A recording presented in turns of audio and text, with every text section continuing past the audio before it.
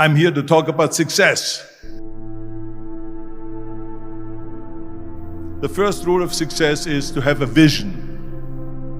You see, if you don't have a vision of where you go, and if you don't have a goal where you go, you drift around and you never end up anywhere. I mean, as you know, I was born in 1947 in Austria after the Second World War. So I was very fortunate that I stumbled onto my vision. And I didn't really like Austria when I grew up. I couldn't wait to get out of there. I couldn't see myself becoming a farmer or a worker in a factory or anything like that. Even though my parents wanted me to stay there and have a normal life. But that was their vision, not mine. My vision was totally different. I felt that I was born for something special, for something unique, for something big. Then one day I went to school. I remember I was 11 years old, and they showed a documentary about America. And there they showed in this documentary the huge skyscrapers, the high-rises, the huge bridges, the 6-lane freeways, and all of this stuff. And I said to myself, that's where I want to be. I don't want to be around here with these little farmhouses and these little buildings. I want to be in America. One day after school, I walked by a store in Graz. So I went inside and I looked around, and then I saw a magazine. I saw a bodybuilding magazine that had Reg Park on the cover. Reg Park was then a 3-time Mr. Universe. And I saw him on the big screen as Hercules. I read that and I said to myself, wow, this is the blueprint for my life. This is exactly what I want to do.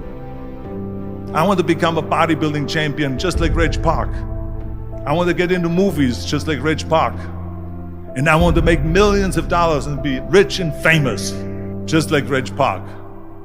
Do you know how great it felt that I knew where I was going? Imagine the majority of people don't know where they're going. I knew where I was going, that I'm going to become this bodybuilding champion just like him. So it was just a question of how do you do it? I was so relieved, because when you have a goal, when you have a vision, everything becomes easy. So people always ask me, when they saw me in the gym in the pumping iron days, they say, why is it that you're working out so hard? 5 hours a day, 6 hours a day, and you have always a smile on your face. And I told people all the time, I said, because to me, I'm shooting for a goal.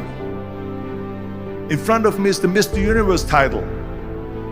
So every rep that I do gets me closer to accomplishing that goal, to make this goal, this vision turn into reality. Every single set that I do, every repetition, every weight that I lift will get me a step closer to turn this goal into reality. So I couldn't wait to do another 500-pound squat. I couldn't wait to do another 500-pound bench press. I couldn't wait to do another 2,000 reps of sit-ups. I couldn't wait for the next exercise. At the age of 20, I went to London and I won the Mr. Universe contest as the youngest Mr. Universe ever. And it was because I had a goal. So let me tell you something, visualizing your goal and going after it makes it fun. You got to have a purpose no matter what you do in life. You got to have a purpose. 74% hate their job in America. Now, this is not much different when you come to Europe. The majority of people don't like what they're doing, because they're really not doing it because they didn't have a goal and they followed this goal. They just aimlessly drift around, and then all of a sudden there's a job opening, so they get that job because you have to work. But then when you work, it's a chore. It's work. It's not fun. So if you think about, only a quarter of the people really enjoy what they're doing in life. That is unbelievable if you think about it. So I felt so blessed that I knew what I was doing. It's like a medical student that studies and knows he wants to become a doctor. You know where to go. And the same thing is also in politics. I remember that in politics, I had a very clear vision that I will be the leader of California. That's as far as I could go because I was not born in America, so I could not run for president. So being the governor of the fifth largest state, I should say the largest state, the fifth largest economy in the world, was for me really the ultimate title, the ultimate accomplishment in politics. So even though people came up to me and says, why don't you go and run for something smaller, you're never gonna make it. I ran for governor, and then 2 months later I became governor of the state of California. Again, because I had a very clear vision what I'm gonna do with California. So that's rule number one, have a vision. Rule number two is, don't listen to the naysayers. Don't listen to the naysayers.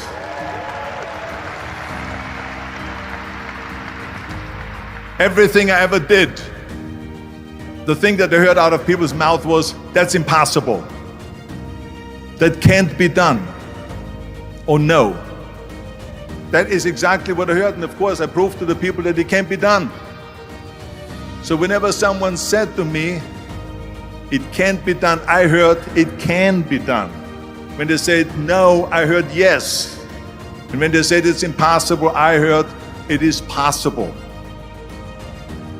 I'm a strong believer of what Nelson Mandela said, that everything is always impossible until someone does it.